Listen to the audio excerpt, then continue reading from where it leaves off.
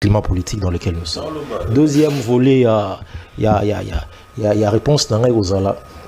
Nous avons, de manière technique, hein, on n'a pas pris part, mais on a été comme observateur.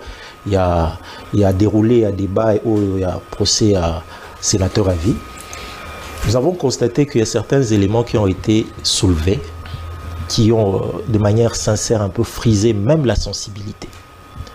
Et ce qui est encore plus grave, c'est que les personnes qui représentaient la partie civile, ou bien la République comme étant partie civile, ce sont des chevronnés de l'exercice de notre art. Ce n'est pas n'importe qui, avocat ou bazala qui va.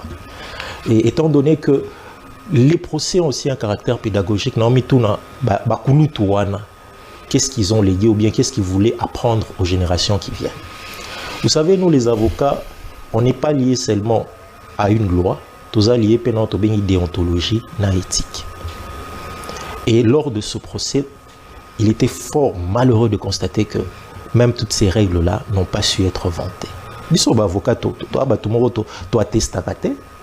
On n'a pas ce rôle-là. On n'est pas des témoins. Nous, notre rôle, c'est de représenter les partis. Et lorsqu'on représente nos partis, nos arguments doivent être étayés par des preuves. Les preuves que les partis nous apportent.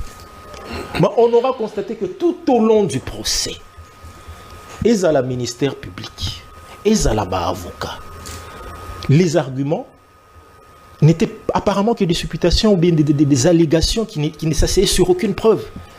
Et quelle est la difficulté dans laquelle on place... Il y a aussi des témoignages, mais quand est-ce que... Vous savez qu'un témoin, lors d'un procès, est différent d'un témoin dans notre concept ou dans notre jargon ordinaire. Un témoin dans un procès, on est témoin, on dépose comme témoin lorsqu'on est assermenté. Mais les témoignages sur lesquels on se fonde, ce sont des témoignages qui